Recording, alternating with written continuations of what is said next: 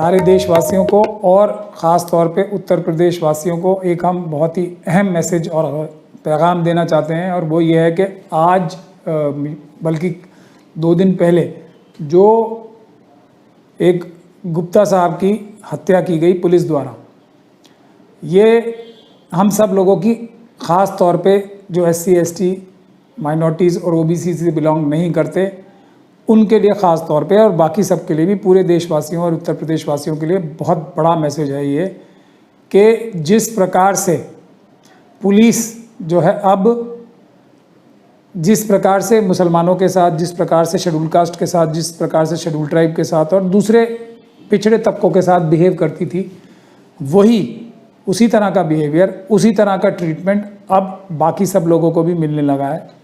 और इसी चीज़ की वजह से हम सभी लोगों को वार्न करते आ रहे थे कि अगर जो पॉलिटिकल रीज़न से और जो करप्शन की वजह से जो पुलिस को पिछले 7 साल से स्पेशल ट्रीटमेंट मिल रही है, पुलिस और प्रशासन का इस्तेमाल करके RSS और BJP जो आम नागरिकों में से सबसे पिछड़े वर्गों को, ख़ास तौर पे मुसलमानों को जिस तरीके से मारपीट कर रही है, जिस तरीके से उनके ऊपर अत्याचार कर रही है, इसका इफ़ेक्ट जो है पूरे समाज पे आएगा और कोई भी बचा नहीं रहेगा। अब उसकी तस्वीर और साफ़ होती जा रही है। उत्तर प्रदेश पुलिस अब तक तो शेड्यूल कास्ट को मारती रही है, इस प्रकार से शेड्यूल ट्राइब्स को मारती रही है, या मुसलमानों को ख़ास तौर पे मारती रही है, या दूसरे माइनॉरिटीज़ को भी मारती रही है। लेकिन अब उसी लिए, जैसे फैसल के केस में उगाही करने के लिए, एक्सटॉर्शन करने के लिए उन्नाव के फैसल को मारा गया था पुलिस द्वारा, उसी प्रकार से नज़र आता है कि ये गुप्ता जी भी उसी एक्सटॉर्शन का शिकार हुए हैं, क्योंकि पुलिस अफसर जो होते हैं उनको अपने सीनियर अफसरों को पैसे देने होते हैं, और उसके बाद वो अपने जो उनके सीनियर अफसर होते हैं वो अपने जो राजनीतिक आका हैं उनको पैसे देते हैं। तो एक ये करप्शन की चेंज चल रही है, और दूसरा पुलिस का हौसला और हिम्मत खुल चुकी है, उनके मुंह को खून लग चुका है। उन्हें ये आदत पड़ चुकी है मुस्लिम कम्युनिटी के लोगों को मार के और शेड्यूल कास्ट कम्युनिटी के लोगों को मार के कि हम इस प्रकार की कार्य कर सकते हैं, और हमारा बचाव जो है करने हमारे सीनियर अफसर और हमारे पॉलिटिकल जो लीडर्स हैं वो भी हमारी मदद करेंगे। इसकी वजह से ये घटनाएं जो हैं एकदम जंगल में आग की तरह फैल रही हैं, कोई भी सुरक्षित नहीं रहेगा। इसीलिए अभी भी जो SC ST और माइनॉरिटीज़ के ऊपर जुल्म होते हैं, उसके लिए यदि हम सब लोग खड़े रहेंगे, पुलिस के ऊपर लगाम लगा के रखेंगे कि वो लगाम ये है कि भारत के संविधान और कानून के तहत काम करें, उसके बाहर जाके काम करेंगे तो वो अपराधी होंगे। अगर इस तरह का हम एक मैसेज देने में कामयाब होंगे तो उत्तर प्रदेश और बाकी देश में भी हम लोग सुरक्षित रहेंगे, वरना अब पुलिस का जंगल राज उत्तर प्रदेश में तो आ ही चुका है, देश के बाकी हिस्सों में भी आ जाएगा। सर, योगी सरकार खुद को बहुत बड़ा चैंपियन मानती है कि लॉ एंड ऑर्डर का जो सिचुएशन है वो स्टेट में बहुत ही अच्छा है, लेकिन पुलिस वहाँ पे इनकाउंटर करने के लिए जानी जाती है, लोगों की सुरक्षा के लिए नहीं जानी जाती है। तो आपको लग रहा है कि इससे उनको नुकसान हो सकता है, या जनता जाग गई है, ये सारी बातें बिल्कुल लोगों को स्पष्ट हो चुकी है? नहीं, जनता जाग चुकी होती तो शायद योगी जी अभी तक चीफ मिनिस्टर नहीं रहते। इतने बड़े पीसफुल प्रोटेस्ट होने चाहिए थे उनके खिलाफ कि शायद उन्हें मजबूर होकर इस्तीफ़ा ही देना पड़ता। इतने बड़े पीसफुल प्रोटेस्ट, शांतिपूर्ण प्रोटेस्ट होने चाहिए, जिस प्रकार की अंधेर गर्दी मचा रखी है उत्तर प्रदेश में। और RSS और BJP के लोगों का तो सबसे बड़ा औजार, हथियार ही है झूठ बोलना। लॉ एंड ऑर्डर दुनिया में सबसे ख़राब होगा, नहीं तो दुनिया में सबसे ज़्यादा ख़राब तरीन जगहों में से एक उत्तर प्रदेश होगा, लेकिन वो बोल रहे हैं लॉ एंड ऑर्डर अच्छा है। NHRC उनके खिलाफ सबसे अधिक टिप्पणियां कर रही है, सबसे अधिक संज्ञान लिए हैं। जहाँ की NHRC कौन है वहाँ के अध्यक्ष, उसके बारे में भी एक कंट्रोवर्सी है बड़ी, कि सुप्रीम कोर्ट के रिटायर्ड चीफ जस्टिस होते थे, उस सारे कानून को बदल के ही एक ऐसे व्यक्ति को बनाया गया है जो कि पुराने कानून के हिसाब से एलिजिबल नहीं होता था। वो NHRC भी योगी सरकार को पुलिस एनकाउंटर में, पुलिस ज्यादतियों में और पुलिस की जो कस्टोडियल किलिंग्स में सबसे ज़्यादा नोटिस कर रही है। तो कितने बुरे हालात होंगे। और दूसरी बात ये, झूठ बोलने का तो कोई वो पैमाना ही नहीं होता ना।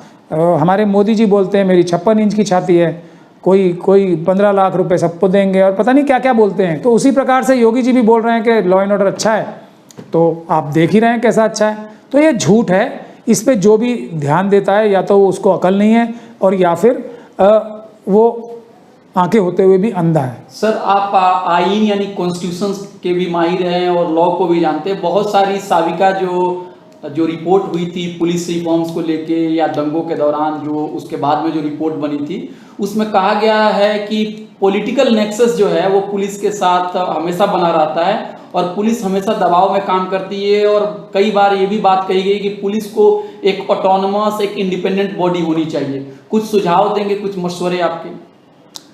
देखिए, इससे पुलिस रिफॉर्म से कुछ नहीं होगा। मेरा तो ज़ाती तौर पे ये मानना है कि पुलिस रिफॉर्म से कुछ ज़्यादा होने वाला नहीं है, क्योंकि आप लोग देख रहे हैं कि CIC इंडिपेंडेंट है, CVC इंडिपेंडेंट है, CBI इंडिपेंडेंट है, जुडिशरी इंडिपेंडेंट है।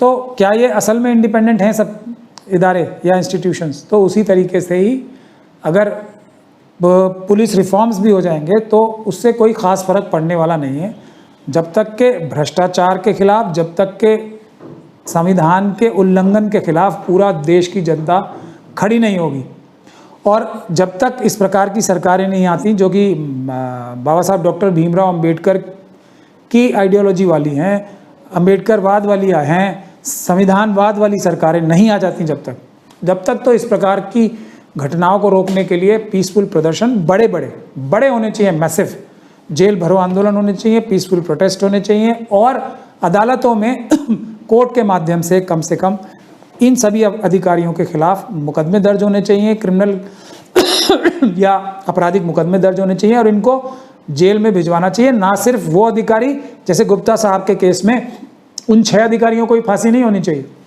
बल्कि जो DM और SP उनकी प्रोटेक्शन के लिए जो परिवार वालों को एक तरीके से धमकाई रहे थे और डिस्करेज कर रहे थे, माननीय न्यायालयों के बारे में गलत बोल के कि कोर्ट में जाने से कुछ नहीं होता, सालों साल मुकदमे चलते हैं, मतलब न्यायालय के खिलाफ, कोर्ट के खिलाफ ही भड़का रहे थे उन्हें। उसके कोर्ट को कह रहे थे कि कोर्ट का पालन मत करो, कोर्ट पे विश्वास मत करो, कोर्ट पे विश्वास मत रखो, यानी संविधान पे विश्वास मत रखो। तो उन लोगों को भी मर्डर के चार्जेस में बंद किया जाना चाहिए, कम से कम 120 भी तो लगनी चाहिए, क्योंकि ये तो एक कॉन्स्पिरेसी है ना। पैसे इकट्ठे करके सीनियर अफसर्स को दो और सीनियर अफसर तुम्हारे हर आपराधिक कृत्य को बचाएंगे उसमें। और 201 में और विटनेसेस पे दबाव डालने का तो मुकदमा सीधा बनता ही है। लेकिन इसके साथ साथ जो DGP हैं उत्तर प्रदेश के, उनके ऊपर भी मुकदमा बनता है, क्योंकि वो भी तमाशा देख रहे हैं। अभी तक उन्होंने कुछ नहीं किया, क्योंकि वो भी ये चाहते हैं कि इसकी सच्चाई सामने ना आए, बल्कि किसी तरीके से मामले को रफा दफा किया जाए। तो आप अंदाज़ा लगा सकते हैं कि जो हौसला या जो हाथ साफ करने की आदत पड़ गई है पुलिस को शेड्यूल कास्ट, शेड्यूल ट्राइब और मुसलमानों के ऊपर और दूसरी माइनॉरिटीज़ के ऊपर, उसका गर्मी, उसकी आग अब बाकी सब तक भी पहुंच रही है। अच्छा सर, होता ये है कि जो बड़े अफसर जो हैं उनके जो डिसीजंस होते हैं, उनके ऑर्डर को नीचे के लोग पालन करते हैं। अगर कोई गलती हो जाती है या पुलिस प्रशासन अगर दोषी होते हैं, तो अगर कभी कार्रवाई हो भी गई, ज़्यादातर मामलों में कार्रवाई नहीं होती है, लेकिन अगर कार्रवाई कभी हो भी गई तो बहुत ही नीचे लेवल के लोगों को, कुछ लोगों के खिलाफ कुछ कार्रवाई हो जाती है। जो बड़े अधिकारी हैं, जो बड़े अफसर से, उनसे जिम्मेदारी क्यों नहीं होती है तलब सर? हालांकि कानून की नज़र में सब लोग बराबर हैं। कानून की नज़र में ज़्यादा दोषी उच्च अधिकारी हैं, क्योंकि एडमिनिस्ट्रेशन में, एडमिनिस्ट्रेटिव लॉ में जो कानून है उसमें जिम्मेदारी सुपीरियर ऑफिसर्स की होती है। अगर कोई, क्योंकि उन्हीं की कंट्रोल में तो सारे जूनियर ऑफिसर्स काम करते हैं, जिस प्रकार की उनसे वो उम्मीद, इच्छाएं रखते हैं, वो बेचारे उसको पूरा करते हैं, चाहे वो भ्रष्ट हो या उनके जो राजनीतिक आका उनसे काम कराना चाहते हैं। तो असली अगर गुनहगार कोई होता है तो सीनियर अधिकारी होते हैं, IPS अधिकारी होते हैं। उनकी जब तक, क्योंकि वही कंट्रोल करने के लिए ना, वही संविधान लागू कराने के लिए जो IPS ऑफिसर्स होते हैं या IAS ऑफिसर्स होते हैं, वो सबसे अधिक जिम्मेदार होते हैं। और उसके बाद जिम्मेदार होता है जो पॉलिटिकल जो लीडरशिप है। तो अगर पॉलिटिकल लीडरशिप का दबाव है भी, तो भ्रष्टाचार के बारे में तो मैं कुछ कहना नहीं चाहता, क्योंकि भ्रष्टाचार में तो सभी लिप्त हैं, तो वो सभी गुनहगार हैं। लेकिन अगर कोई पॉलिटिकल प्रेशर आता भी है तो सीनियर IPS और IAS अधिकारियों को मानने से मना करना चाहिए कि हम संविधान के दायरे में रह के काम करेंगे, उसके बाहर जाके नहीं करेंगे। अगर वो नहीं करते तो जिम्मेदारी उन्हीं की है। आप मुझे और सबसे बड़ी बात ये होती है कि ये सीनियर अधिकारी ना सिर्फ जूनियर अधिकारी को ही बंद करवाते हैं, बल्कि उनको प्रोटेक्ट भी करते हैं फिर। तो एकदम साथ में कॉन्स्पिरेसी करके, साथ में एक साथ मिल के ये सारे अपराध होते हैं। ये कहना कि सीनियर अधिकारी उसमें अनभिज्ञ होते हैं, नहीं जानते, तो अगर किसी एक आध केस में ऐसा हो भी गया तो जो सीनियर अधिकारी उसके बाद बिहेव करते हैं, अगर वो सख्ती के साथ पेश आते हैं जो अपने जूनियर अधिकारी से, तब तो उनकी इन्वॉल्वमेंट नहीं है। अगर वो उनको बचाने की चेष्टा करते हैं तो साफ है कि वो बराबर के दोषी हैं, बराबर के अपराधी हैं। पुलिस जो डाटा अपना लाती है समय समय पे, जो उनकी एनुअल रिपोर्ट होती है, अगर आप उसको देखेंगे तो आप पाएंगे कि जो हमारा पिछड़ा समाज है, जिनकी आबादी तकरीबन 52% है, लेकिन उनको रिजर्वेशन सिर्फ 27% ही मिलती हैं, तो पिछड़े समाज के लोगों की को भी उचित नुमाइंदगी जो होती है, जो आपको एडुक्वेट रिप्रेजेंटेशन नहीं मिलता है, और जो मुस्लिम्स हैं उनको भी नहीं मिलता है। तो इसके लिए कुछ आप इसको लेके कुछ चिंतित हैं, इस बात को लेके? हम लोग तो इस काम के लिए पूरी ताकत से दिन रात एक किए हुए हैं कि ओबीसीज को और बाकी सभी भी वर्गों को 100% रिजर्वेशन मिलनी चाहिए अपनी अपनी संख्या के हिसाब से। उसके अलावा तो कोई सोल्यूशन है भी नहीं। और उसके सबसे बड़ा सोल्यूशन तो है कि अम्बेडकरवादियों की और संविधानवादियों की सरकारें आएँ हर जगह और फिर सबको न्याय मिले। लेकिन तब तक जब तक कि ऐसा नहीं होता 100% रिजर्वेशन, प्राइवेटाइजेशन बिल्कुल ख़त्म होनी चाहिए, बल्कि डीप्राइवेटाइज करनी चाहिए सारे इंस्टीट्यूशंस को। 60s में भी एक बार जो प्राइवेट बैंक्स थे उनको नेशनलाइज किया गया था। सभी जितनी भी प्राइवेट इंडस्ट्रीज़ हैं, ख़ास तौर पे अडानी, अंबानी और जैसे बड़े बड़े जो पूंजीपति हैं, जो बेईमान पूंजीपति हैं, उनकी सारी संपत्तियां जब्त की जानी चाहिए, उनका नेशनलाइजेशन होना चाहिए। प्राइवेटाइजेशन का दोबारा नेशनलाइजेशन होना बहुत ही आवश्यक है और 100% रिजर्वेशन बहुत ही आवश्यक है। उसके बगैर किसी को न्याय की उम्मीद रखना मेरे ख्याल से तो ज़्यादा तर्कपूर्ण बात नहीं है। पराठा साहब, thank you very much. Thank you.